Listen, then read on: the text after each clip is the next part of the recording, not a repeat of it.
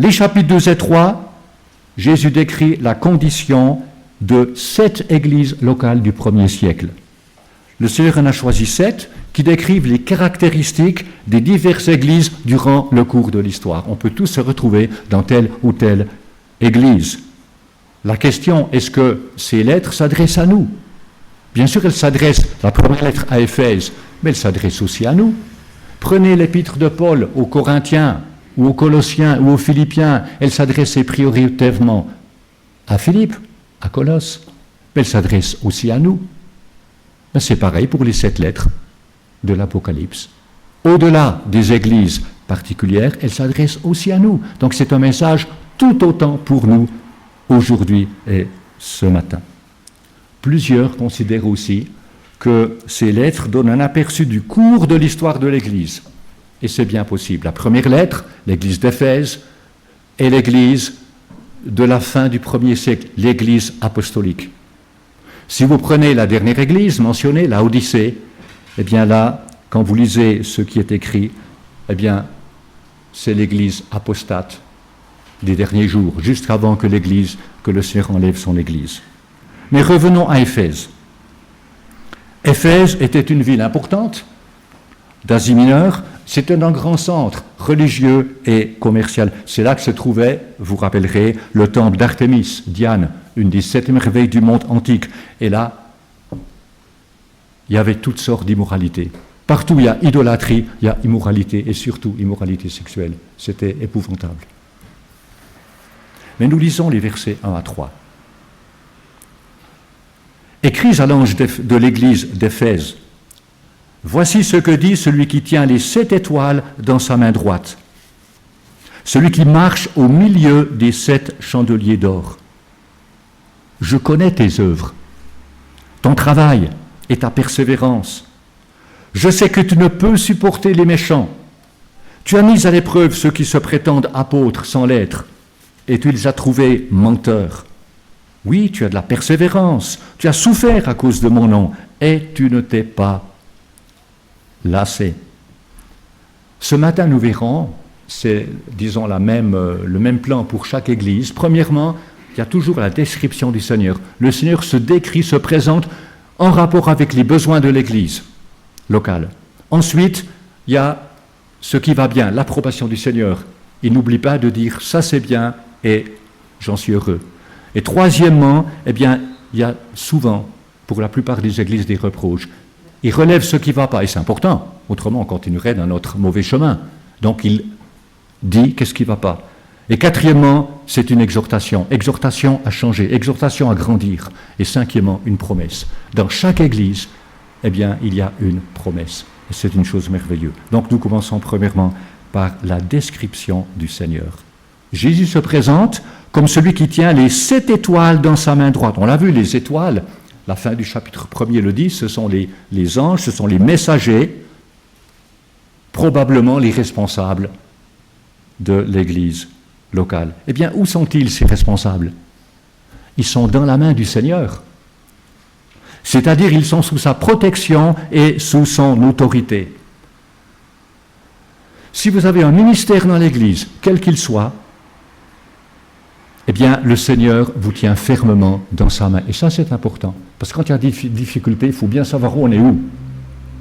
Eh bien, on est dans la main du Seigneur, sa main souveraine. Personne ne peut nous arracher de sa main. Il nous garde, il nous conduit, il est souverain. Mais aussi, vous voyez, le Seigneur, qu'est-ce qu'il fait? Il est au ciel, oui, mais il marche au milieu des 7 chandeliers d'or. Les chandeliers représentent les églises. Ils portent la lumière. Eh bien, le Seigneur marche au milieu de son Église. Souvent, on ne se rend pas compte. Est-ce qu'on se rend compte que le Seigneur est là aujourd'hui? Il est présent. Et puis, il est omniprésent. Il voit tout. Il connaît tout. Rien ne lui échappe. Qu'est-ce qu'il voit ce matin? Quand tu vas à notre Église, est-ce qu'il voit une Église fervente, enflammée pour lui? Ou peut-être une église satisfaite d'elle-même. Mais qu'est-ce que tu veux de plus? On sait qui prêche le dimanche, qui c'est qui préside, qui c'est qui va jouer le piano. Ça va bien, ça roule. Le Seigneur veut une Église enflammée pour lui. Ça, c'est important.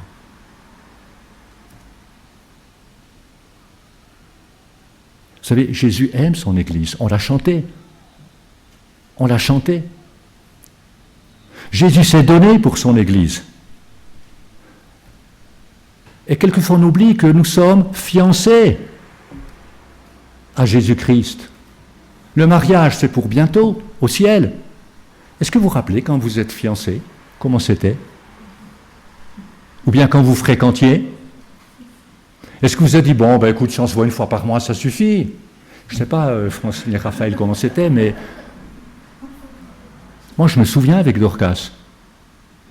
On habitait à des centaines de kilomètres, Dorcas au Swaziland, dans un petit hôpital catholique privé, infirmière sage-femme, moi-même qui voyageais des centaines de kilomètres partout en Afrique du Sud, au Botswana.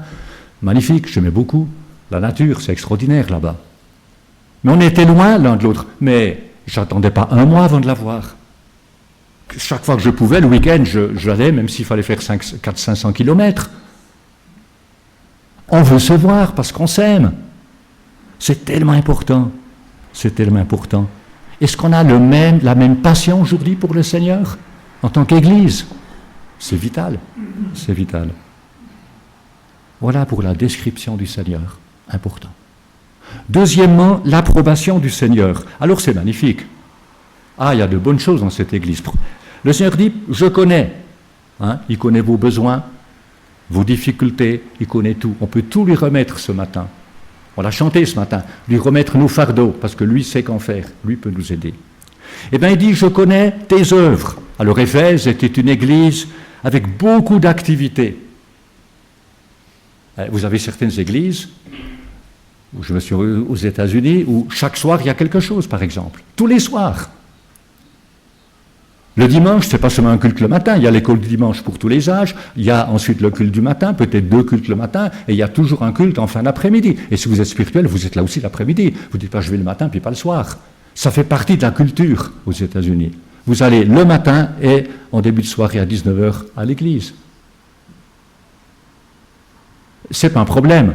La question est, quelle est ta priorité? Donc cette église avait beaucoup d'activités. Eh bien, le Seigneur connaît nos œuvres. Il connaît la motivation derrière nous. Pourquoi on fait ce qu'on fait? Et puis le Seigneur ajoute, je connais ton travail, littéralement ton labeur. Ça veut dire, tu connais la lassitude, tu connais la fatigue. Le Seigneur sait ce que tu fais pour lui. Et dans certains ministères, vous savez, c'est pas facile, hein. Il faut aller de l'avant. On est fatigué, mais il faut continuer. Ben, le Seigneur sait. Il dit, je connais ta persévérance. Ce que tu as entrepris, tu l'assures, tu vas jusqu'au bout. Au verset 3, Jean mentionne en outre, il dit, tu as supporté à cause de mon nom. Tu as supporté, c'est le même verbe qu'au verset 2, tu ne peux supporter les méchants. Je veux dire, Église d'Éphèse, tu as beaucoup porté pour mon nom. Tu as beaucoup porté. Et ça, c'est une belle qualité. Vous savez, beaucoup de croyants, face à diverses difficultés, ne portent pas, ne persévèrent pas. C'est trop difficile, c'est trop dur. On laisse tomber, et c'est dommage. Prenons exemple sur l'Église d'Éphèse. Donc, il y a de belles qualités, mais ce n'était pas tout. Regardez au verset 2. Ils étaient droits au niveau doctrinal et moral. Ils ne toléraient pas les méchants. Ça, c'est important. Au sein de leur Église, ils ne toléraient pas ceux qui faisaient le mal. Ils éprouvaient ceux qui se disaient apôtres et qui, en fait, étaient de faux docteurs. Et le Seigneur ajoute au verset 6, « Tu détestes les œuvres des Nicolaïtes, tout comme je les déteste moi aussi. » Qui sont les Nicolaïtes? On n'en sait pas grand-chose. Certains pensent qu'ils étaient les précurseurs d'une hiérarchie ecclésiastique, comme le nom l'indique. Donc Nico veut dire vaincre, être vainqueur, et puis Laos, le peuple. Donc être au-dessus du peuple, gouverner le peuple. Donc le clergé qui par la suite a pris une position au-dessus du peuple et puis qui gouvernait le peuple, ce qui n'est pas du tout la pensée du Seigneur. C'est possible. D'autres pensent que c'était une secte d'erreur au niveau de la doctrine et de la pratique, donc des personnes qui menaient une vie de licence, qui disaient, tu peux être chrétien, mais le corps, c'est pas l'esprit, tu peux vivre comment tu veux avec ton corps. Vous savez, il y a des choses que nous devons haïr. Il y a des choses que le Seigneur est. Il est tout compromis au niveau moral et sexuel. Et on doit le dire au niveau sexuel, parce que quelle chute en Europe, en Occident. Marcher dans la lumière signifie haïr tout ce qui est impur. Un amour véritable pour Dieu. Si vraiment on aime le Seigneur, eh bien cela implique une haine de tout ce qui dénature la pureté de la vérité de la parole. On veut vivre la parole. Rappelez-vous David qui priait dans le psaume 139. « Éternel, comment pourrais-je ne pas détester ceux qui te détestent, éprouver du dégoût pour ceux qui te combattent? Je les déteste de façon absolue. Ils sont pour moi des ennemis. » Si on fait un premier bilan ce matin, c'est important ça, je le fais pour moi-même, et on le fait ensemble. Quelle œuvre est-ce que tu accomplis pour le Seigneur? Est-ce que tu peux, pas publiquement, mais dans ton cœur, est-ce que tu peux les nommer? Quelles œuvres tu fais vraiment pratiquement pour le Seigneur? Ça, Seigneur, je fais pour toi. Si tu fais aucune œuvre, il faut peut-être se remettre en question. Seigneur, peut-être tu me demandes de m'engager quelque part au sein de l'Église, comme l'Église d'Éphèse le faisait. Quel labeur tu produis pour le Seigneur, c'est-à-dire ce qui te demande des efforts, de la sueur. Est-ce que tu peux le nommer? Oui, Seigneur, tu vas confier telle ou telle tâche, et je dois dire c'est difficile. Mais pour toi, je le fais. Est-ce que tu es persévérant dans tes responsabilités? Est-ce que tu es prêt à aller jusqu'au bout, quelles que soient les circonstances? Ça, c'est une qualité extraordinaire. Celui qui commence et qui s'est terminé.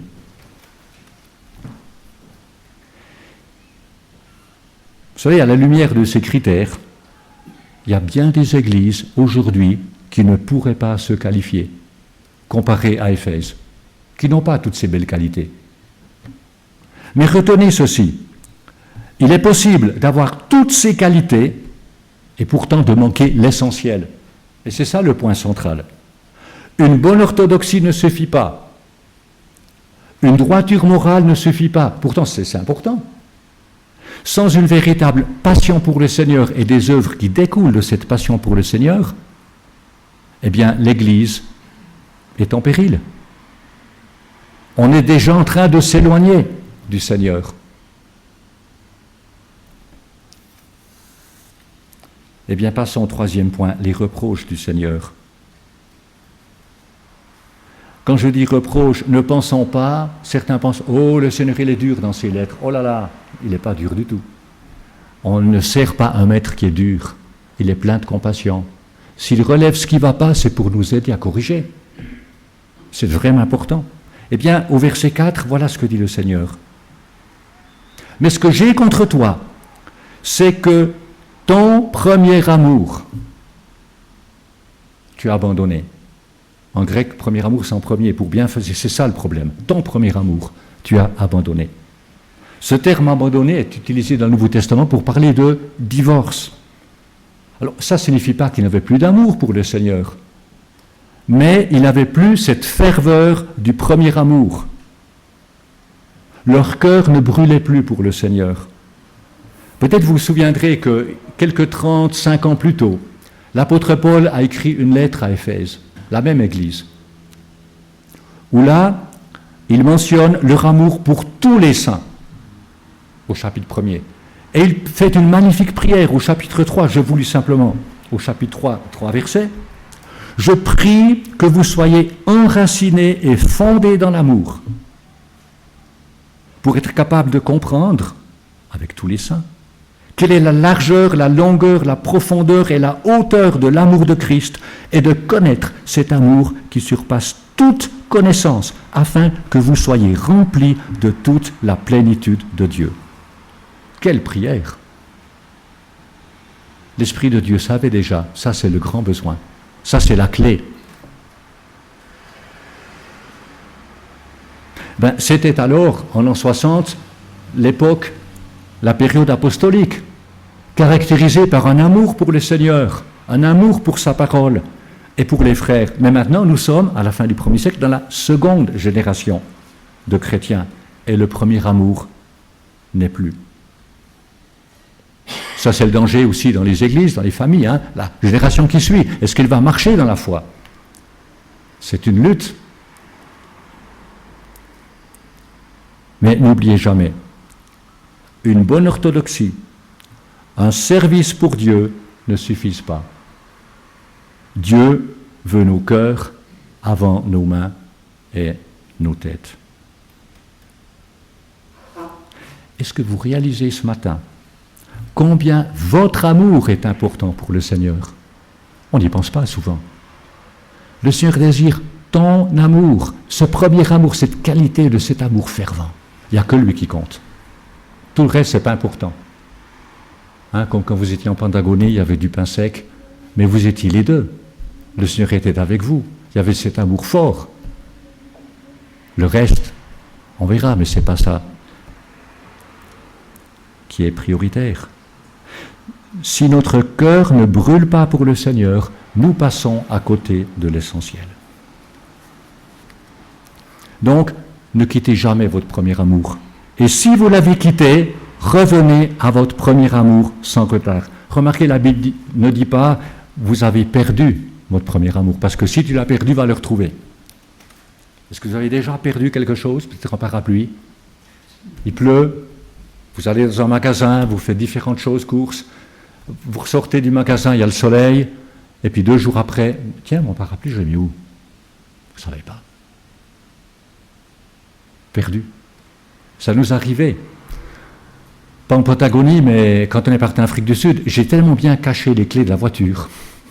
Parce que je me disais, il ne faut pas que les gars trouvent les clés, puis ils partent avec la voiture, qu'à ce jour, je n'ai pas trouvé où elles sont. On est rentré en janvier, fin février. Heureusement, il nous reste encore une clé. Je ne sais pas. Elles sont perdues, je ne sais pas. J'ai cherché partout. J'ai demandé à Henri, parce qu'on a laissé quelque chose. Tu n'aurais pas nos clés? Non. Je ne sais pas, j'ai aucune idée. Je ne sais pas où regarder. Là, on a un problème, elles sont perdues. Bon, on va les retrouver, Dieu voulant. On est en train de tout préparer pour un déménagement futur. Tôt ou tard, on va les retrouver. Mais c'est gênant. Mais ton premier amour, tu ne l'as pas perdu. Il est abandonné, tu sais où il est. Et ça, c'est important. Je pense à Paul, qui dans 2 Corinthiens 5 pouvait dire cela, « L'amour de Christ nous presse ». Parce que nous sommes convaincus que si un seul est mort pour tous, tous donc sont morts. Et s'il est mort pour tous, c'est afin que ceux qui vivent ne vivent plus pour eux-mêmes, mais pour celui qui est mort et ressuscité pour eux. C'est bien ça. Désormais, je veux vivre pour celui qui est mort et ressuscité pour moi. Je ne veux plus vivre à moitié. Rien de pire que ça. J'ai vécu des années comme ça. Il n'y a aucune joie. Il n'y a rien. C'est nul. Mais vivre pour celui qui nous aime, ça implique ce premier amour. Je pense à ce missionnaire, David Brainerd, peut-être que le nom ne vous dit rien. Il était missionnaire parmi les Indiens d'Amérique du Nord durant la première moitié du XVIIIe siècle. Il est mort avant l'âge de 30 ans. Il souffrait de tuberculose. Et alors qu'il voyageait à cheval, il était pris par des convulsions, il vomissait du sang, il perdait connaissance et il tombait de son cheval. Il restait couché dans la neige, heureusement le cheval restait à côté de lui.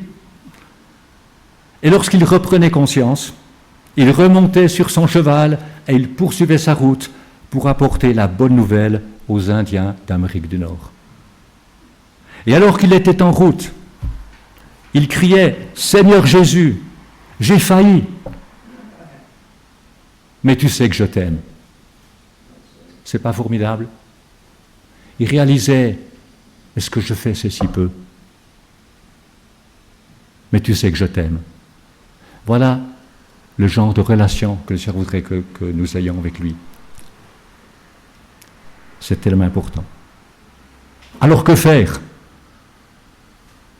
Mais je pense au niveau personnel, et c'est peut-être un bon rappel, au niveau personnel tout d'abord, et chaque jour, un temps d'intimité avec le Seigneur. Un temps seul à seul avec lui, où tu n'es pas dérangé, tu n'es pas disponible pour les autres, il n'y a pas de SMS ou de Natel ou quoi d'autre, tu es seul à seul avec le Seigneur. C'est plus question de combien de temps. C'est pas d'avoir tout un programme, c'est d'avoir 20 minutes dans la prière, 20 minutes dans la parole, non. C'est ce moment d'intimité que tu donnes au Seigneur. C'est le choix que tu as à faire, c'est ta responsabilité. Sois à l'écoute du Seigneur. Seigneur, qu'est-ce que tu veux me dire? Souvent, on n'a même pas le temps. Hein? On a 10 minutes, 15 minutes, on se dépêche. Seigneur, qu'est-ce que tu veux me dire? Ça m'arrive souvent, le matin, dans le temps de recommandation. Quelquefois, je suis dans la parole.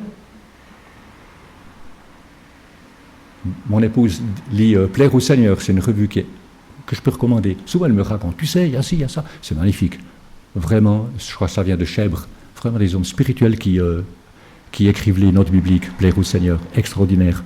Je lis sans notes personnellement, simplement dans la parole, mais ça m'arrive souvent, je prends le temps pour prier, c'est tout, où je marche et je prie, ce besoin d'intimité. Seigneur, qu'est-ce que tu veux me dire?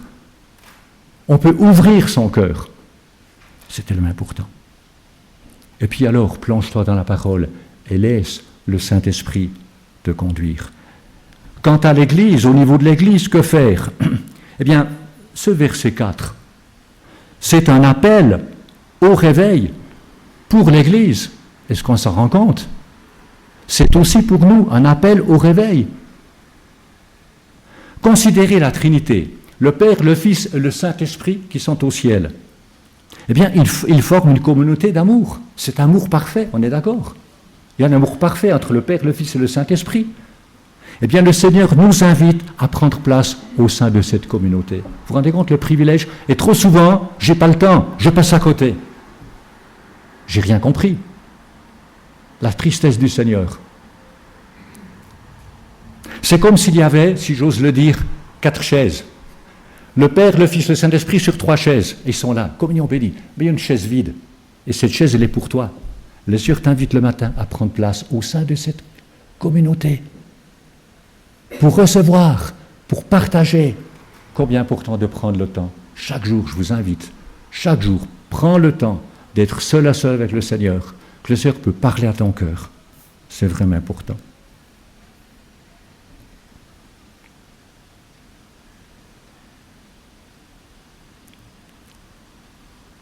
Oui, nous avons besoin en tant qu'Église de nous mettre à l'écoute du Seigneur. Être à son écoute. Seigneur, que veux-tu nous dire? Ne jamais rien faire sans la direction du Seigneur. Mais nous passons au point 4, l'exhortation du Seigneur. Et ça, c'est magnifique. Verset 5, le début. Souviens-toi donc d'où tu es tombé. Repens-toi et pratique tes premières œuvres. 3 verbes. Premièrement, souviens-toi d'où tu es tombé. Est-ce que tu te souviens au début, lors de ta conversion, combien ton cœur avait été saisi? Ton amour était si grand pour le Seigneur, ta joie était intense. Tu te souviens je m'en souviens, est-ce que vous vous souvenez de ce temps-là? C'est le Seigneur seul qui comptait dans votre vie. Qu'est-ce qui s'est passé pour que tu quittes ce premier amour, ton premier amour? Qu'est-ce qui a bien pu se passer? Et c'est bien de faire un temps de réflexion. Mais qu'est-ce qui s'est passé dans ma vie? Qu'est-ce qui fait que j'ai quitté mon premier amour pour le Seigneur?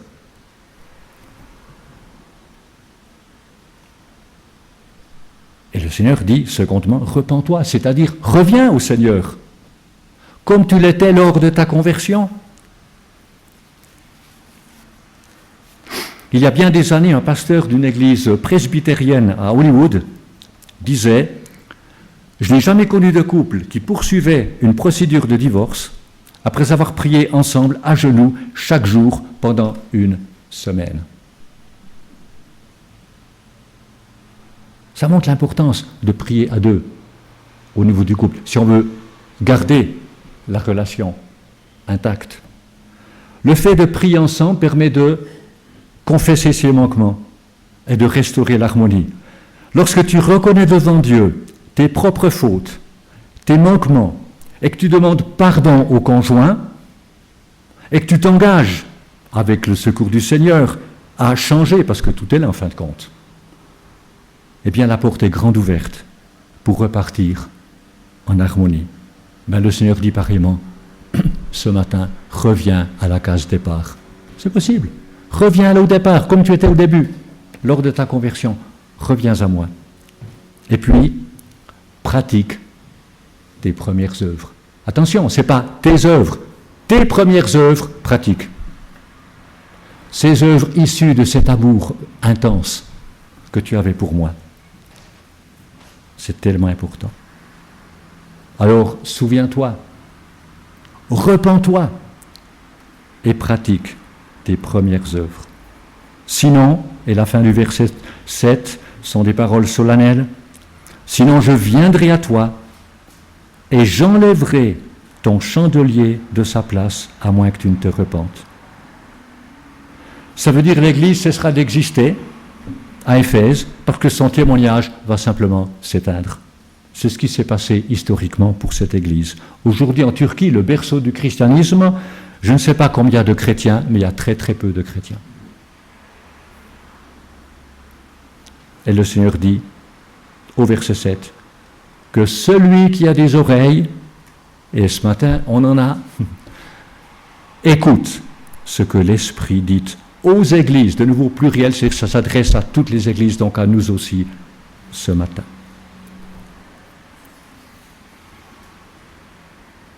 Nous arrivons au dernier point, la promesse du Seigneur. Une chose qu'il faut souligner. Le Seigneur termine chaque lettre par un mot d'encouragement. Combien il m'arrive de parler à une personne, mais de n'offrir aucun encouragement. Ça vous arrivait? Après on se dit, mais j'ai été dur avec cette personne-là. Peut-être j'ai été moralisateur, mais j'ai rien compris. Ce n'est pas la façon de faire du Seigneur. Il sait que nous avons besoin d'encouragement et il est le premier à le faire. Et pour chaque église, le Seigneur termine par un mot d'encouragement. Et regardez, c'est ce que nous lisons maintenant, le verset 7.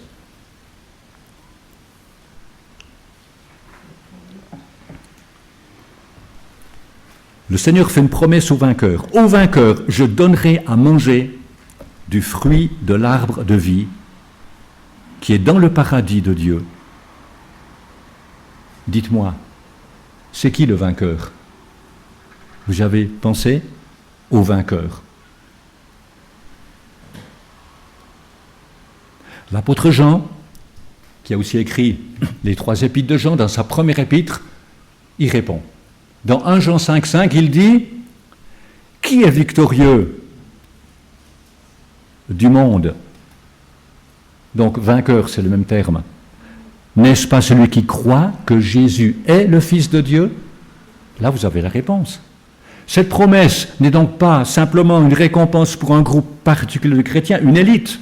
Des fois, on aime bien une élite. Ah, ça, c'est des super chrétiens. Pas pour le Seigneur. Cette promesse est pour tous ceux qui reconnaissent Jésus comme leur Sauveur et Seigneur. Si tu as reçu Jésus dans ton cœur, cette promesse, elle est pour toi. Vous voyez comment le Seigneur veut nous encourager par cette promesse? Nous encourager à comprendre et à revenir à notre premier amour.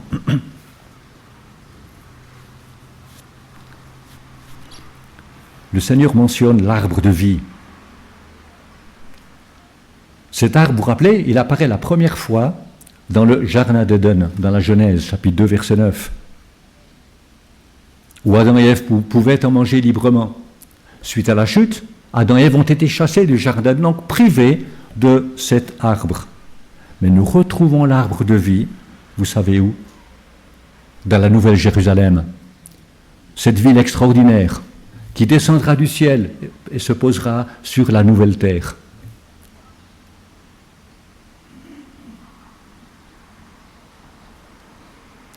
Adam et Ève avaient le choix entre l'arbre de la connaissance du bien et du mal et l'arbre de vie. On sait le choix qu'ils ont fait, on aurait fait le même.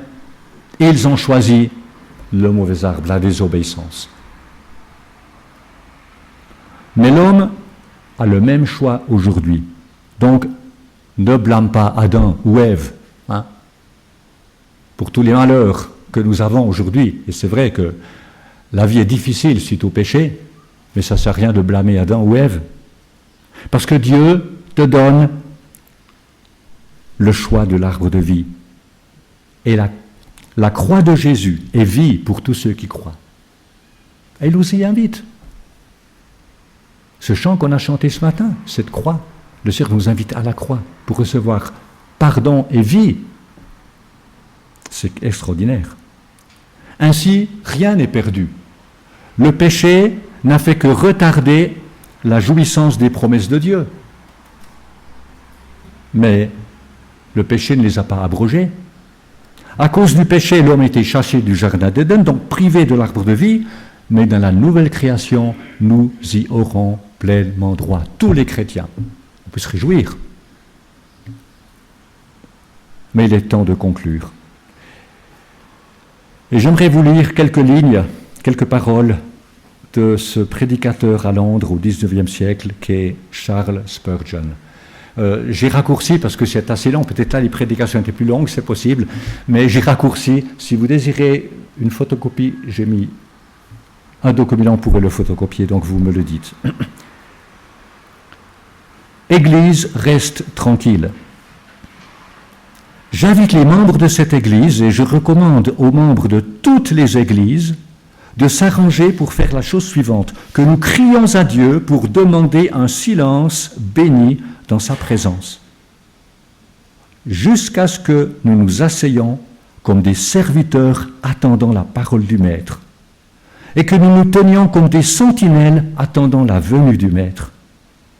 Seigneur, envoie ce silence solennel sur tout ton peuple maintenant.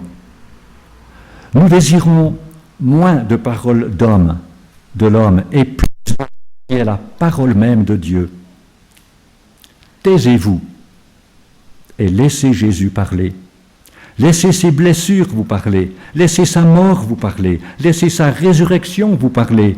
Laissez son ascension et sa gloire qui en découle vous parler. Et laissez la trompette de sa seconde venue résonner dans vos oreilles. Seigneur, aide-nous à rester tranquilles, jusqu'à ce que nous nous soyons abandonnés nous-mêmes, jusqu'à ce que nous disions, Seigneur, notre façon de travailler ne peut se comparer avec tes façons de procéder. Enseigne-moi comment travailler. Seigneur, nos jugements sont faibles comparés à ton jugement parfait. Nous sommes fous. Sois notre enseignant et notre guide en toutes choses. Extirpe, loin de nous, notre force illusoire. Et rends-nous comme des personnes sans colonne vertébrale, car c'est à partir d'un Jacob, une personne sans armature, que tu façonneras un nouvel instrument combatif qui soulèvera des montagnes. Amen.